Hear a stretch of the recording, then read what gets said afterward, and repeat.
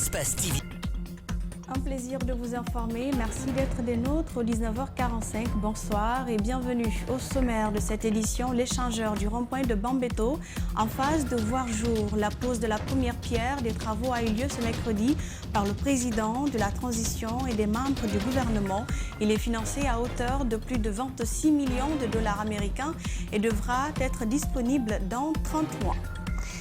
Et puis la première audience à la Cour de répression des infractions économiques et financières a eu lieu ce mercredi.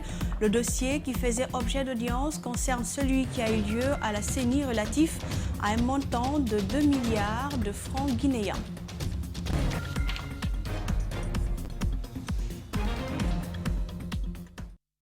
Bienvenue à tous. Dans 30 mois exactement, les interminables embouteillages devront cesser au rond-point de Bambeto dans la commune de Ratoma. Les autorités de la transition ont procédé ce mercredi à la pose de la première pierre des travaux de construction et d'aménagement de l'échangeur du rond-point de Bambeto et la transversale numéro 2. C'est une infrastructure moderne financée à hauteur de plus de 26 millions de dollars américain. Le reportage est signé Justin Leno et Aliouba. Voici en image la maquette de l'échangeur qui sera construit au rond-point de Bambeto. L'infrastructure à la pointe de la modernité sera implantée par une entreprise chinoise qui promet toute son expertise, notamment le respect des normes et le délai d'exécution des travaux.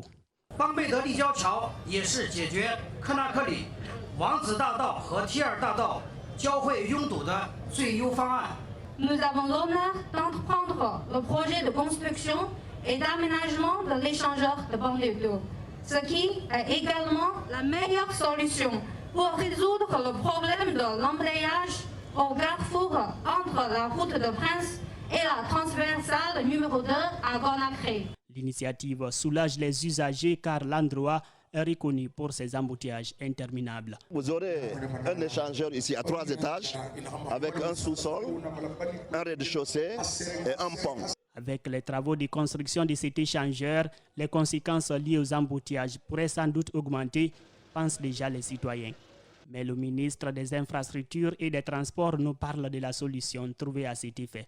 Nous avons prévu des routes de déviation par là, de l'autre côté et de l'autre côté. Nous comptons mettre un échangeur à Hamdallah également, un à Koza et un en Koseng. Le délai d'exécution des travaux de construction et d'aménagement de l'échangeur du rond-point de Bambeto, y compris la transversale numéro 2 T2, est de 2 ans et demi. Justin Leno parlait de ces travaux de construction de l'échangeur qui débutent ce jeudi 14 mai. C'est aussi parler des potentiels déguerpis du périmètre de l'édifice. Mais qu'en est-il justement de leur situation? Nos reporters Fatoumata Bintabari et Aliouba ont tendu leur micro à certains d'entre eux. Suivez leur réaction. Toutes ces constructions doivent être détruites pour entamer les travaux de construction de l'échangeur prévu à Bambeto. Amadou Bailo Diallo fait partie de ceux qui sont sommés de quitter ces lieux. Il y vit depuis 15 ans. Vraiment, on demande à l'autorité de nous aider à avoir là où c'est débrouillé. Parce qu'on sait que dès qu'on commence de faire le pont ici, on sera déguerpi ici sans remboursement ni rien. Il se réjouit de l'initiative, mais craint une chose: l'ineffectivité du dédommagement des déguerpis. La procédure a toujours été longue. Il arrive même que certaines victimes de déguerpissement ne perçoivent jamais les montants alloués au dédommagement. Ça ne va pas vraiment se faire à l'immédiat, mais néanmoins, je sais bien que beaucoup de maisons vont être démolies, beaucoup de maisons, et il y a beaucoup d'étages à côté, à l'entour ici. Je pense qu'il doit vraiment essayer de se concerter avec les propriétaires de ces maisons-là, afin vraiment de ne pas que, parce que c'est des familles avant tout, c'est des Guinéens aussi, donc il doit être rétabli à leurs droits. Cet échangeur permettra de fluidifier la circulation dans cette partie de Bambeto. C'est un projet ambitieux et comme dit l'adage, on ne peut pas faire des omelettes sans casser des œufs. Les citoyens qui vont devoir céder pour les travaux n'ont décidément pas d'autre choix, mais veulent rester attachés à l'espoir d'être dédommagés. Un sujet qui n'a pour le moment pas été abordé par les nouvelles autorités du pays. Autre fait de l'actualité, c'est parti pour les premières audiences à la Cour de répression des infractions économiques et financières. Sur 2 personnes programmées, juste une seule a assisté à l'audience. Il s'agit de Fassiné Camara, poursuivi pour blanchiment de capitaux, enrichissement illicite et corruption. À la demande de son avocat, l'affaire a été renvoyée au 20 avril prochain. Cette procédure concerne un dossier qui a eu lieu à la CENI relatif à un montant de 2 milliards de francs guinéens. Alseni Bari et Alseni Camara pour le compte-rendu d'audience suivait. C'est dans cette salle où vont se tenir les audiences de la Cour de répression des crimes économiques et financiers. Aujourd'hui, 2 personnes sont à la barre. Mohamed Kébé et Fassiné Camara, tous 2 poursuivis pour blanchiment de capitaux, enrichissement illicite et corruption. Une affaire qui a eu lieu à la Commission électorale nationale indépendante et concerne 2 milliards de francs guinéens. Mohamed Kaba et son avocat ne se sont pas présentés à l'audience. D'autres prévenus, Fassiné et son avocat, ont répondu présents et ont demandé le renvoi de l'audience. Pour des raisons de calendrier des avocats de la défense, ils ont sollicité un renvoi. Et vous le savez que l'assistance des avocats est obligatoire ou nécessaire pour un meilleur jugement et pour une meilleure administration des décisions de justice. Donc nous avons concédé à cela, sachant pertinemment que la semaine prochaine, ils vont revenir pour que cette audience continue. L'audience est donc renvoyée au 20 avril prochain, au grand regret de l'avocat de la défense qui réclamait un renvoi à 2 semaines. Il rassure de sa ferme volonté de prouver l'innocence de son client. Nous avons demandé déjà pour 2 semaines. On n'a pas obtenu 2 semaines, on a obtenu 1 semaine. Cela pourra permettre des uns et des autres pour préparer l'audience prochaine. L'agent judiciaire de l'État salue ce premier procès devant la CRIEF et espère que l'État de droit continuera sa marche dans notre pays. C'est la première fois dans l'histoire de ce pays que des faits tels que annoncés tout à l'heure par l'acte de la CRIEF, que des personnes soient poursuivies pour des infractions de cette nature. Donc pour nous, partie civile, nous sommes très réjouis. À rappeler qu'aucun de ces 2 prévenus n'est détenu et reviendront le mercredi prochain. À peine lancées à l'intérieur du pays, les premières journées des assises nationales ne connaîtront pas la mobilisation des citoyens. À Cancan, fief du régime de faim, les citoyens ont carrément boudé la grande permanence où s'est tenu le lancement des assises préfectorales. Cependant, chacun y va de son commentaire. Des sociologues et des acteurs de la société civile trouvent aussi d'autres motivations sociologiques qui pourraient expliquer ce manque d'engouement. Le reportage est signé Ali Badara Camara et Ibrahim Souma.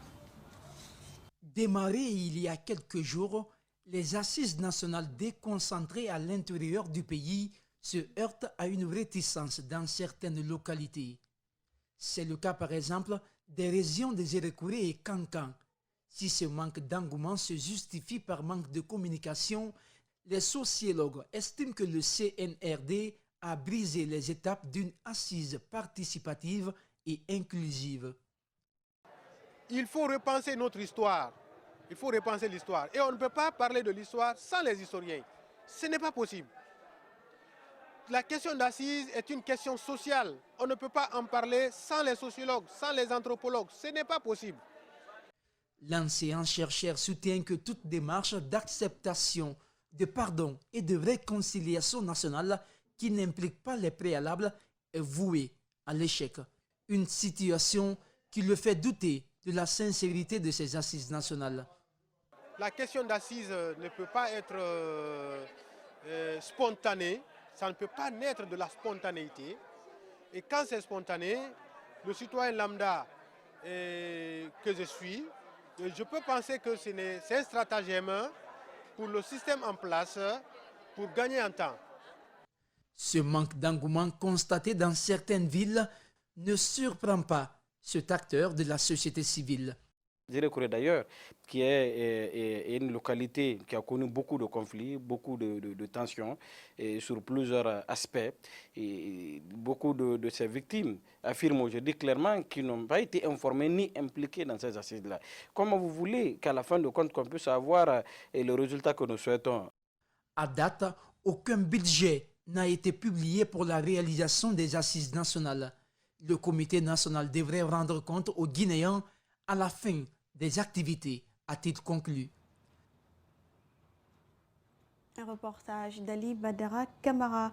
La Fédération nationale des artisans de Guinée, en collaboration avec le département de la culture, a organisé une journée de réflexion pour la mise en place de la Chambre d'artisanat et des métiers. Ces 3 journées seront mises à profit pour lancer les travaux d'élaboration de la nouvelle stratégie nationale de développement du secteur de l'artisanat et la révision du Code de l'artisanat de la Guinée. Mohamed Valek Touré. C'est dans le but de défendre les intérêts des artisans et d'assurer le développement du secteur que le département de la culture, à travers la Fédération nationale des artisans de Guinée, a organisé cette journée de réflexion pour la mise en place de la Chambre de l'artisanat et des métiers. Pour faciliter le fonctionnement de cette nouvelle chambre, le département a inscrit dans son plan d'action au titre de l'année 2022 un projet de journée de réflexion afin de permettre à la Guinée de poser les premiers jalons de la Chambre de l'artisanat et des métiers. Le moment est venu d'offrir à nos artisans un instrument efficace et pérenne qui développera les programmes et actions concrètes de renforcement des capacités dans le domaine de la technologie, de l'innovation, de la commercialisation et de la gestion des entreprises artisanales. Une occasion pour la structure fêtière et l'ensemble des acteurs d'échanger des idées et des expériences sous l'appui des experts de différents pays présents, pour mieux offrir des éléments d'information qui permettront d'obtenir les premières propositions. Après l'agriculture, nous sommes 300 000 artisans, 300 000 micro-petites entreprises. Ce n'est pas à négliger dans un pays. Le secteur de l'artisanat guinéen représente plus de 40% de la production manufacturière et occupe 42% des activités économiques des femmes selon les statistiques.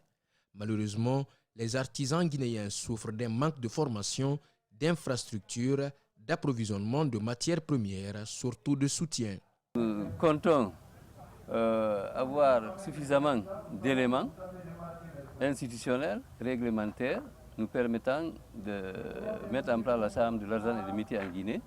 L'organisation des journées de réflexion est une étape du processus de mise en place de la Chambre de l'artisanat et des métiers qui favorise non seulement la formation et l'apprentissage professionnel des artisans, mais aussi de l'accompagnement à la création d'entreprises artisanales et la compétitivité des produits artisanaux.